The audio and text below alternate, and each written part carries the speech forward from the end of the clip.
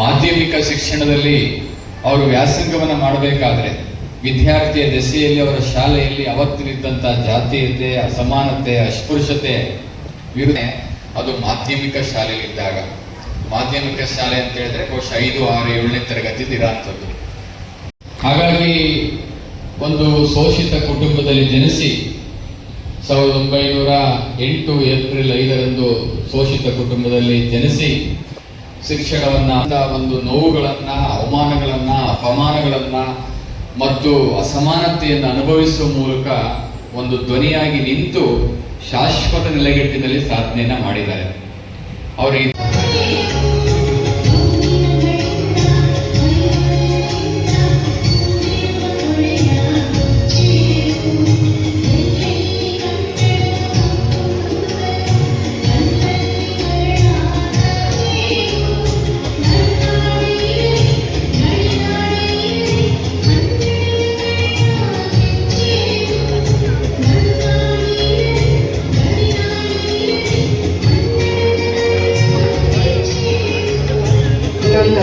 ಕಣವರ ಬದುಕಿನ ಆಶಾಕಿರಣವಾಗಿ ಗೋಚರಿಸಿದ ಮಹಾನ್ ಬೆಳಕು ಅದು ಡಾಕ್ಟರ್ ಬಾಬು ಜಗಜೀವನ್ ರಾಮ್ ಅವರ ಭಾವಚಿತ್ರಕ್ಕೆ ಪುಷ್ಪಾರ್ಚನೆಯನ್ನ ನೆರವೇರಿಸಿಕೊಡ್ಬೇಕು ಅಂತ ಹೇಳಿ ಕೋರ್ಕೊಳ್ತಾ ಇದ್ದೇನೆ.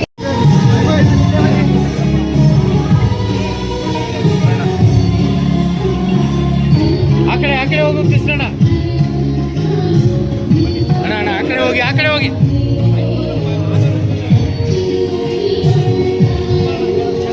ಹಾಕಿ.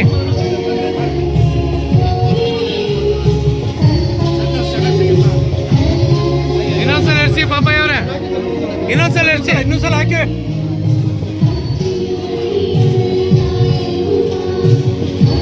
ಕೃಷ್ಣ ಈ ಕಡೆ ತಿರ್ಗೋಣ. ಓಕೆ. ಅಧಿಕಾರರಾಗಿ ಸಾಮಾಜಿಕ ನ್ಯಾಯದ ಪರವಾಗಿ ಮನೆಯನ್ನ ಎತ್ತುವ ಮೂಲಕ ಶಾಶ್ವತವಾಗಿ ಈ ಭೂಮಿ ಮೇಲೆ ತಮ್ಮ ಆದರ್ಶಗಳನ್ನ ಬೇರು ಬಿಟ್ಟು ಹೋಗಿರುವಂತ ಮಾಜಿ ಉಪಪ್ರಧಾನಿ ಡಾಕ್ಟರ್ ಬಾಬು ಜಗಜೀವನ್ ರಾಮ್ ಅವರ ಆಚರಣೆಯನ್ನು ಮಾಡ್ತಾ ಇದ್ದೇವೆ. ಮೊಟ್ಟ ಮೊದಲಿಗೆ ಡಾಕ್ಟರ್ ಬಾಬು ಜಗಜೀವನ್ ರಾವ್ ಅವರ ಜನ್ಮದಿನದ ಆರ್ಥಿಕ ಶುಭಾಶಯಗಳನ್ನು ನಾವು ಕೋರಲಿಕ್ಕೆ ಇಚ್ಛೆ ಪಡ್ತೇವೆ. ಪ್ರಾಯಶಃ ನಮ್ಮ ದೇಶ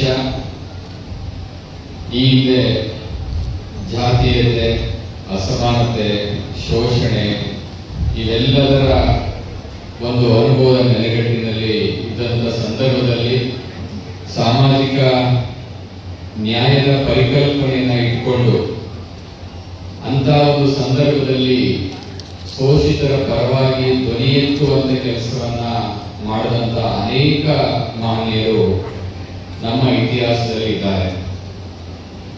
ಅದರಲ್ಲಿ ಬಾಬು ಜಗಜೀವನ್ ರಾವ್ ಅವರು, ಬಾಬಾ ಸಾಹೇಬ್ ಅಂಬೇಡ್ಕರ್ ಅವರು ಪ್ರಾಯಶಃ ನಮ್ಮ ದೇಶ ಕಂಡಂತ ಒಂದು ಈ ನಾಡಿನ, ಈ ದೇಶದ 2 ಮಹಾನ್ ಕಣ್ಣುಗಳು.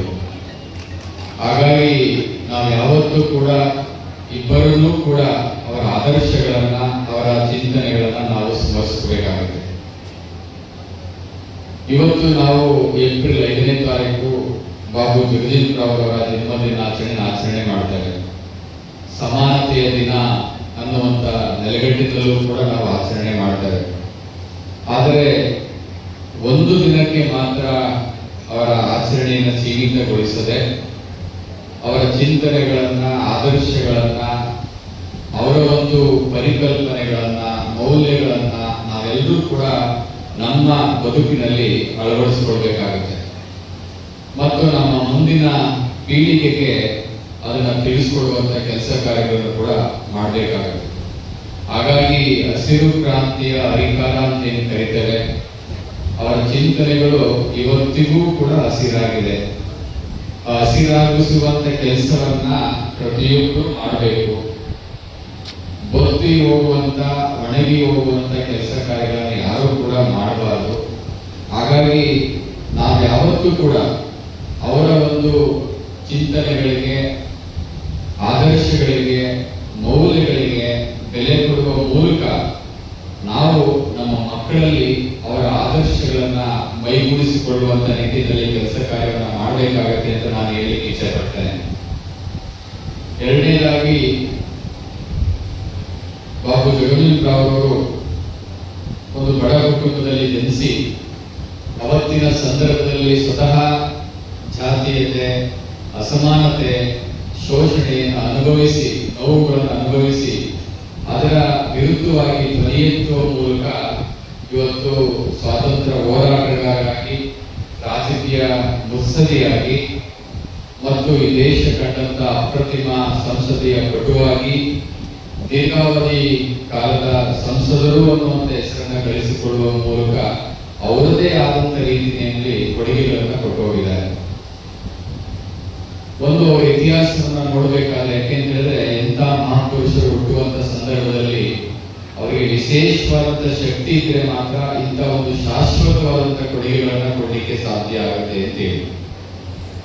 ಸಾಮಾನ್ಯ ಪುರುಷರಿಗೆ ಆಗೋದಿಲ್ಲ, ಸಾಮಾನ್ಯ ಜನರಿಗೆ ಅದೆಲ್ಲ ಮಾಡಲಿಕ್ಕೆ ಸಾಧ್ಯ ಇಲ್ಲ.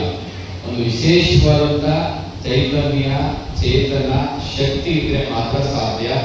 ಅಂಥದ್ರಲ್ಲಿ ಬಾಬು ಜಗಜೀವನರಾವ್ ಅವರಿಗೆ ಒಂದು ವಿಶೇಷವಾದಂತ ಶಕ್ತಿ, ಚೈತನ್ಯ, ಚೇತನ ಇರೋದ್ರಿಂದಲೇ ಇವತ್ತು ಅವರು ನಮ್ಮ ನಡುವೆ ದೈಹಿಕವಾಗಿ ಇಲ್ಲ ಅಂದ್ರೂ ಕೂಡ ಅವರ ಚಿಂತನೆಗಳು, ಅವರ ಆದರ್ಶಗಳು ಇನ್ನೂ ಕೂಡ ಜೀವಂತವಾಗಿದೆ. ಹಾಗಾಗಿ ಅವರು ಜೀವಂತ. ನಾನು ಮಾತಾಡ್ತೇನೆ.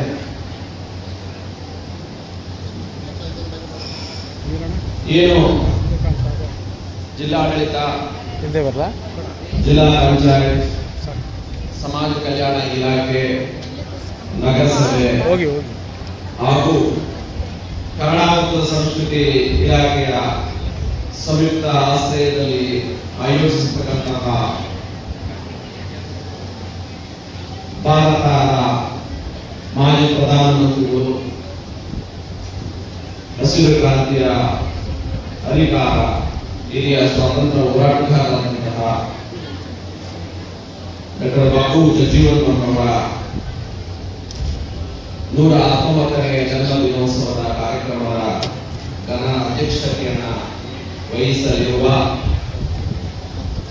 ಜನಾನುರಾಯಿ ಜನಪ್ರಿಯ ನಾಯಕರು, ಮಂಡ್ಯ ವಿಧಾನಸಭಾ ಜನರ ಹೃದಯ ಸಾಮ್ರಾಜ್ಯದಲ್ಲಿ ನಿತ್ಯ ಶಾಸಕರು ಎಂದು ಸ್ಥಾನವನ್ನು ಪಡೆದಂತಹ ಸನ್ಮಾನ್ಯ ಶ್ರೀ ರವಿಕುಮಾರ್ ಗೌಡ ಗಣಿಗ ಅವರೇ, ಇನ್ನೇನು ಇದನ್ನು ಉದ್ಘಾಟಿಸಲಿಕ್ಕೆ ಆಗಮಿಸಲಿದ್ದಂತಹ ಕೃಷಿ ಸಚಿವರು, ಉಸ್ತುವಾರಿ ಸಚಿವರು, ನಡೆಸನ್ನ ದಾರಿ ದೂರ ಕತ್ತಲೆಯ ಕವಿ ಗಣಿಕರಿಸಿ ಕೈ ಹಿಡಿದು ನಡೆಸನ್ನ ನನ್ನೊಳಗೆ ನಾನು ಎನ್ನುವ ಭಾವ ತುಂಬಿದರೆ ನನ್ನಿಂದಲೇ ಎಲ್ಲವೂ ಎನ್ನುವ ಅಹಂಕಾರ ನಮ್ಮನ್ನು ಆಳುತ್ತಿದ್ದರೆ ಅದು ಅಜ್ಞಾನವೆಂಬ ಕತ್ತಲು.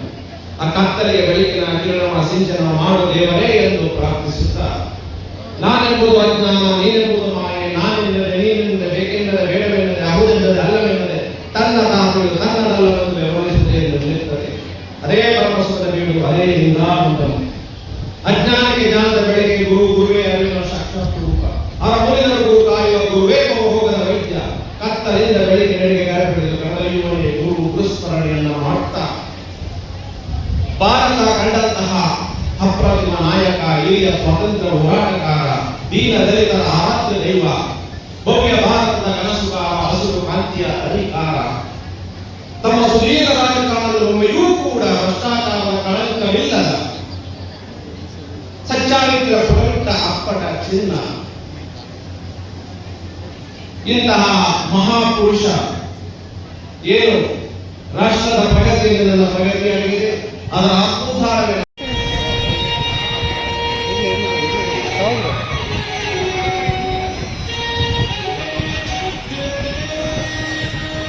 ಸಬ್ಸ್ಕ್ರೈಬ್ ಬಟನ್ ಮೇಲೆ ಕ್ಲಿಕ್ ಮಾಡಿ ಹಾಗೂ ನಮ್ಮ ಹೊಸ ವಿಡಿಯೋಸ್ ಅಪ್ಲೋಡ್ಗೋಸ್ಕರ ಪಕ್ಕದಲ್ಲಿ ಕಾಣುವ ಬೆಲ್ ಬಟನ್ ನಮ್ಮೆಲ್ಲ ವಿಡಿಯೋಗಳನ್ನ ಲೈಕ್ ಮಾಡಿ, ಶೇರ್ ಮಾಡಿ ಹಾಗೂ ಕಮೆಂಟ್ ಮಾಡಿ.